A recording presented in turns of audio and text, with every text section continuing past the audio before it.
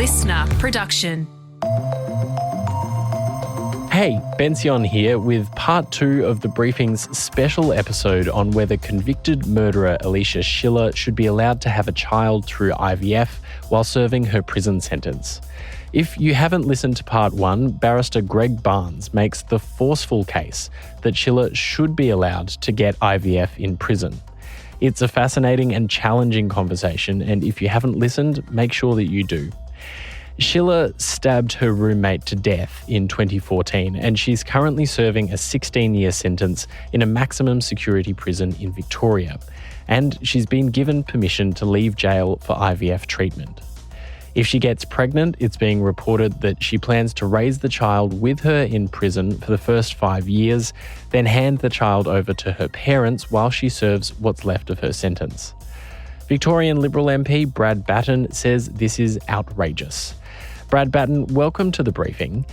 Tell us why Alicia Schiller does not deserve to have a child.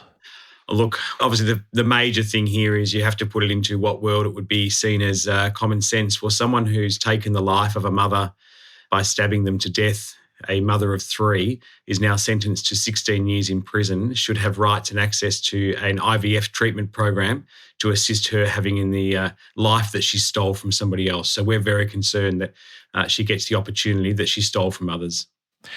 Plenty of people go to prison while they're pregnant, including for crimes as unforgivable as murder. If the principle you're advocating here is murderers don't deserve to have children, should the government force pregnant murderers to terminate? No, we've actually said nothing like that at all. What we've said is that you shouldn't be able to commence IVF or assisted reproductive treatment whilst you're currently sentenced. So there was a ruling back in 2010 that allowed a person who is currently serving for welfare fraud, who had begun the process of IVF prior to entering the prison system. What we're saying, though, is if you're in the prison system, then you shouldn't be able to have access to start that process. It's something that shouldn't be there to start, but if you are continuing, there's a different kettle of fish that we could talk about. Should the government, though, be deciding who gets to have a child? If you're sentenced into the government system, 100% the government and the legislation should have a say on this. It used to be IVF, you had to pass a criminal test, you had to do a check into your criminal history as well as any child protection orders, and that was removed in 2020. And part of that has to be considered from the IVF organisations that if they're going to allow a person to have IVF, they have to put in consideration the upbringing of that child. And I don't think there's many out there that could turn around and honestly say that the first 5 years of a child's life to be brought up in a maximum security prison here in Victoria is the best outcome. So it should be taken into consideration before IVF is given anyway. Premier Jacinta Allen says a Supreme Court ruling means that Schiller has this right, no matter what anyone else might think. Do you actually expect the Victorian Government to go against a court ruling in this case?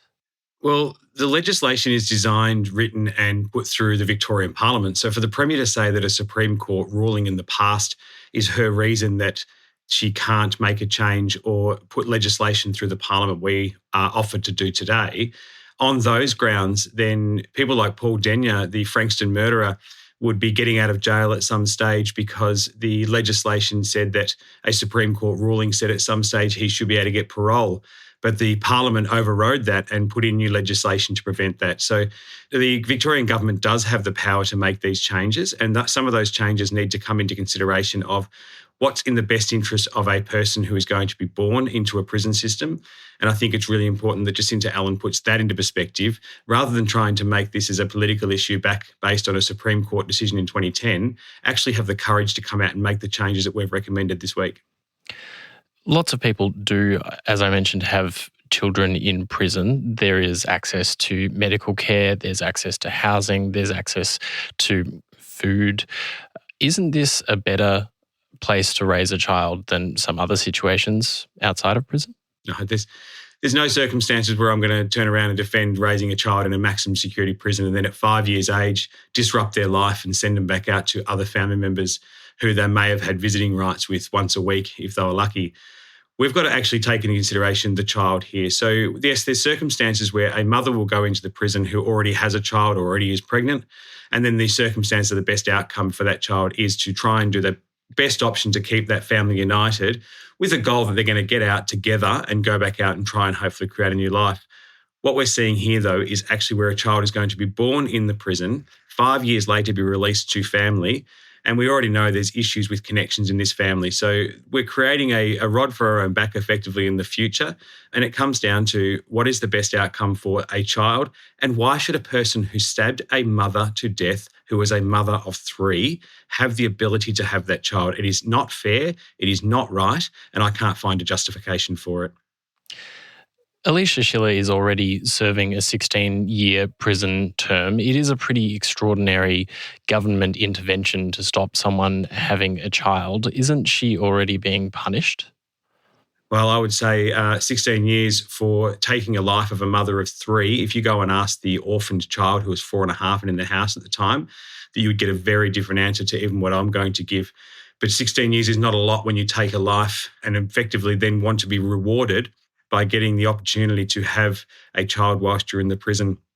This person is listed as a serious violent offender, will be listed on the serious violence offender for the rest of their life.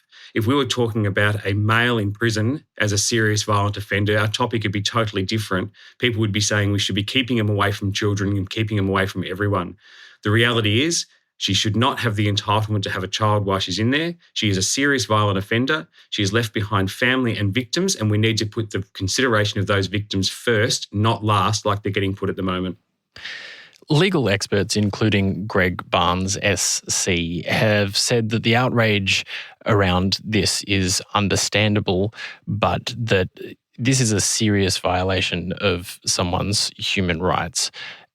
What would you say to that point? I would say to most people that have that argument, a serious violation of someone's human rights is stabbing and killing a mother of 3 who doesn't have the opportunity to raise her children, and that needs to be the first and foremost. It's about time our justice system, including our human rights lawyers, start to put consideration into the victims. Any person who has murdered someone should be treated effectively in prison to give the best opportunity for them to get out, for the best opportunity to rehabilitate. They should be fed, they should be clothed, they should have heating, and they should have cooling. But to have a child, to say that that's a breach of someone's human rights while they're incarcerated for murdering a mother, I think is a step too far. Is rehabilitation part of the purpose of prison in your view? I actually use the term, I don't even like to go to the term rehabilitation, and we get stuck in it because it's in our language, but the reality is prison should be designed around 3 things, and that's returning a person back into the workforce, returning them back into the education, or returning them to the services they need when they get out. And it can vary on how long you're in for.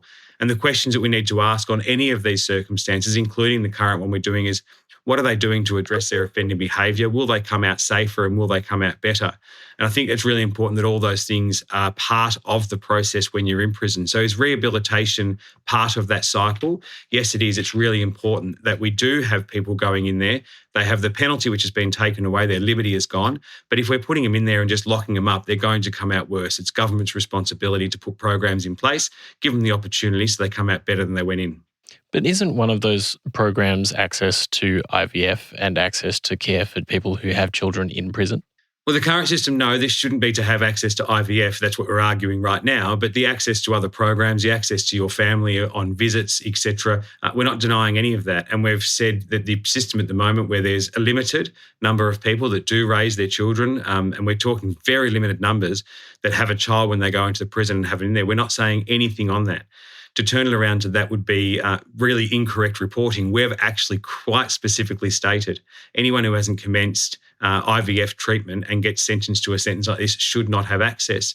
And people say it's a medical exemption, they should get the medical exemption. We're saying that you should have also the rights and ensure that an unborn child coming into the world through this process needs to be taken into consideration. The rules and legislation said that, and they're ignoring that at the moment. Brad Battin, thanks so much for joining us on The Briefing. Thank you very much. Victorian Liberal MP Brad Battin there.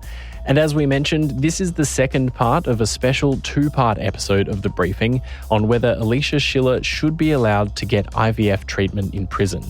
If you haven't heard it yet, scroll to part 1 to hear barrister Greg Barnes make the passionate case that it's her right and the government should have no part in stopping her. Meanwhile, please do share this episode with someone you think might be interested to hear it. And as always, you can find us on Instagram at The Briefing Podcast and on YouTube and TikTok at Listener Newsroom.